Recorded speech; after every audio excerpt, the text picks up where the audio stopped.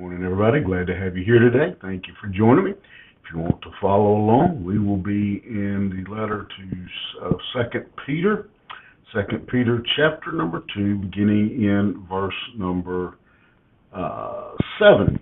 Verse number 7. And this is these two verses we're going to look at this morning are a response, or the other side of the coin, however you like to say it, to what we looked at yesterday, where we are told that God does judge sin, that He didn't spare the angels, He didn't spare the world when it sinned, and the flood came, that He didn't spare Sodom and Gomorrah, and so He's given us kind of an ominous word. But then in verse 7, it says, "And if He rescued righteous Lot, greatly distressed by the sensual conduct of the wicked, for as that righteous man lived among them day after day, he was tormenting his righteous soul over their lawless deeds that he had saw and heard.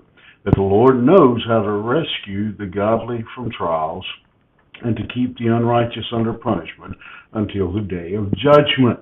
And so we have the balanced view of how God reacts to sin and to righteousness. We again looked at yesterday that He guarantees us here. He says the certainty that God will judge sin. If He didn't spare the angels, if He didn't spare the people in Noah's days, if He didn't spare Sodom and Gomorrah, He's not going to change. God is the same, and so God always judges sin. But then He moves quickly to remind us that the same God that judges sin rewards righteousness. As He finished verse 6 telling us that He had destroyed Sodom and Gomorrah, turned the cities into ashes. He says in the midst of that He rescued Lot. And He tells us, makes it very clear why He rescued Lot. He rescued righteous Lot. And so we have this kind of balanced approach here to who God is and how God deals with mankind, how He responds to sin, how He judges sin, and how He rewards righteousness. And he says Lot, even though he lived in a rotten city, lived in a wicked city, he was bothered by that. And he tells us, he says that Lot was tormented by what he saw going on in the city. Now, we could go down a separate road for a little bit and say, well, why didn't Lot leave? And maybe he should have, and it's probably a discussion for a different day. But specifically, Peter points out that just as sure as God judges sin, He rewards righteousness. He delivered Noah during the flood that He mentioned in the previous verses. He delivered Lot from the destruction of Sodom and Gomorrah. And so He says we have this great promise. And it seems to me that we often, man often wants to focus on one or the other of these attributes of God. We really want to zero in on God's judgment, or we get too fluffy, too soft, and just, everybody's going to heaven.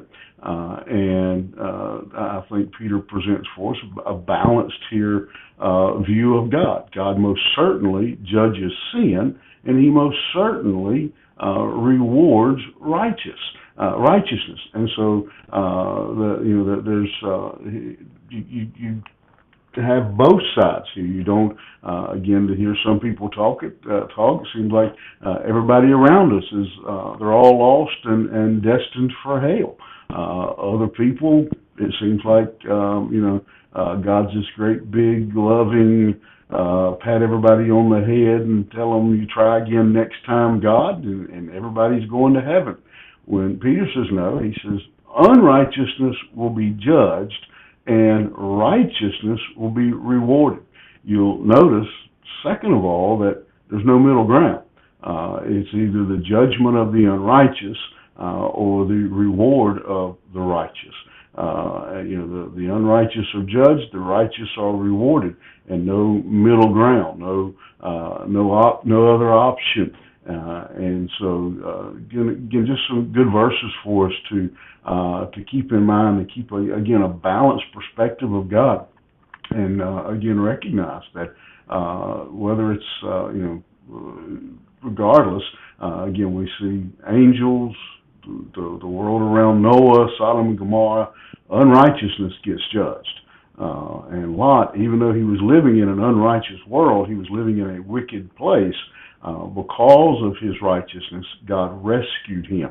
And so we need to keep that in mind and understand that there are people around us who are going to die lost if we don't share the gospel with them.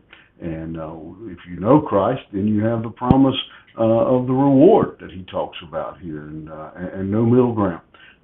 So again, just a really good, I think, view for us of who God is and how he operates. Think about it today. Have a good one. We'll see you here tomorrow morning.